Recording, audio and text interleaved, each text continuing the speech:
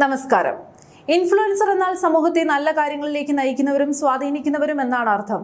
എന്നാൽ ഇന്ന് നമ്മുടെ നാട്ടിലെ ചില ബ്ലോഗർമാരെയും റീൽസ് രാജാക്കന്മാരെയും ഒക്കെ കണ്ടാൽ ഈ വാക്കിന്റെ അർത്ഥം തന്നെ മാറ്റേണ്ടി വരും.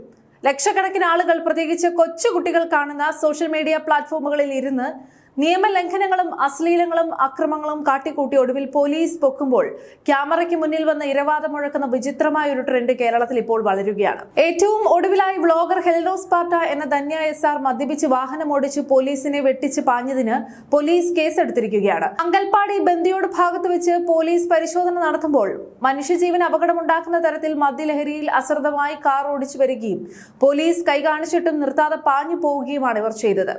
ആളുകൾ തിരിച്ചറിഞ്ഞ് വീഡിയോ എടുക്കുമെന്ന് പേടിച്ചാണ് വണ്ടി നിർത്താതെ പോയതെന്നാണ് ഇവരുടെ ന്യായീകരണം. എന്നാൽ ഇതിലും ഭീകരമായ കാര്യങ്ങളാണ് മറ്റു ചില ഇൻഫ്ലുവൻസർമാർ നാട്ടിൽ കാണിച്ചു കൂട്ടുന്നത്. കേസിന് തൊട്ടു പിന്നാലെ ഹെലനോസ് പാർട്ട ഒരു വീഡിയോയുമായി വന്നിട്ടുണ്ട്. താൻ ഒളിവിലാണെന്ന വാർത്തകൾ തെറ്റാണെന്നും ഒരു പരിപാടിക്കിടെ മദ്യപിച്ചത് താൻ സമ്മതിക്കുന്നു എന്നുമാണ് ഇവർ പറയുന്നത്. വണ്ടിയിൽ MDMA ആയിരുന്നു എന്ന തരത്തിലുള്ള പ്രചാരണങ്ങൾ തടയാൻ 3550 രൂപ കൊടുത്ത് ഡ്രഗ് ആൻഡ് ആൽക്കഹോൾ പരിശോധന നടത്തിയ റിപ്പോർട്ടും ഇവർ പങ്കുവയ്ക്കുന്നു. താൻ വലിയൊരു കുറ്റവാളിയോ അയ്യപ്പ ബൈജുവോ ഒന്നുമല്ലെന്നും സാധാരണക്കാർക്ക് വരുന്നത് പോലെയുള്ള ഒരു പെറ്റി കേസ് മാത്രമാണ് തനിക്ക് വന്നിട്ടുള്ളതെന്നുമാണ് ഇവരുടെ വാദം. എന്നാൽ ഇവിടെ നമ്മൾ ചിന്തിക്കേണ്ടത്, മദ്യപിച്ച് ബോധമില്ലാതെ വണ്ടി ഓടിച്ചിട്ട് നിരത്തിലിറങ്ങുമ്പോൾ ഇല്ലാതാകുന്നത് നിരപരാധികളായ മനുഷ്യരുടെ ജീവനാണ്. എന്തെങ്കിലുമൊക്കെ സംഭവിച്ചിരുന്നെങ്കിൽ ഖേദിച്ചിട്ട് കാര്യമില്ലായിരുന്നു എന്ന് ഇവർ തന്നെ വീഡിയോയിൽ പറയുന്നുണ്ട്. പക്ഷെ ഒരു സാധാരണക്കാരൻ ഇത് ചെയ്താൽ ഉണ്ടാകുന്നതിനേക്കാൾ വലിയ പ്രത്യാഘാതമാണ് ലക്ഷക്കണക്കിന് ഫോളോവേഴ്സ് ഉള്ള ഒരു വ്ളോഗർ ഇത് ചെയ്യുമ്പോൾ ഉണ്ടാകുന്നത്. ജീവിതത്തിൽ ആരെയും മദ്യപിക്കാൻ പ്രോത്സാഹിപ്പിക്കാറില്ല എന്ന് പറയുന്നവർ തന്നെയാണ് ഇത്തരം നിയമലംഘനങ്ങൾ നടത്തി അത് വെറും ഒരു ബിയർ അല്ലേ എന്ന് പറഞ്ഞ് ലഘൂകരിക്കാൻ ശ്രമിക്കുന്നത്. ഇനി നമുക്ക് മറ്റൊരു വിഷയത്തിലേക്ക് വരാം.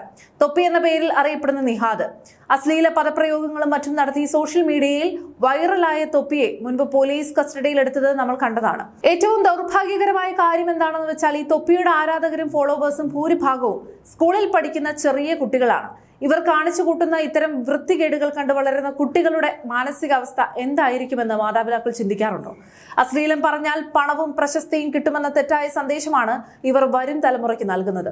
ഇതിന്റെ ഒക്കെ തുടർച്ച തന്നെയാണ് കാസർഗോഡ് യുവാവിനെ ക്രൂരമായി മർദ്ദിച്ച വ്ളോഗർ ഖാദർ കരിപ്പൊടിയുടെയും വിഷയത്തിലും നമ്മൾ കാണുന്നത്. തങ്ങൾക്ക് വലിയ ജനപിന്തുണയുണ്ടെന്ന അഹങ്കാരത്തിൽ നാട്ടിൽ എന്ത് ഗുണ്ടാവിളയാട്ടവും ആക്രമണങ്ങളും നടത്താൻ ഇത്തരം വ്ളോഗർമാർക്ക് യാതൊരുവിധ മടിയുമില്ല. ഖാദർ കരിപ്പൊടിക്കെതിരെ ശക്തമായ തെളിവുകളാണ് പോലീസിന് ലഭിച്ചിരിക്കുന്നത്. സൈബർ ഇടങ്ങളിൽ ലൈക്കുകൾ വാരിക്കൂട്ടുന്ന ഇവർ യഥാർത്ഥ ജീവിതത്തിൽ വലിയ ക്രിമിനലുകളായി മാറുന്ന കാഴ്ചയാണ് കേരളം കണ്ടുകൊണ്ടിരിക്കുന്നത്.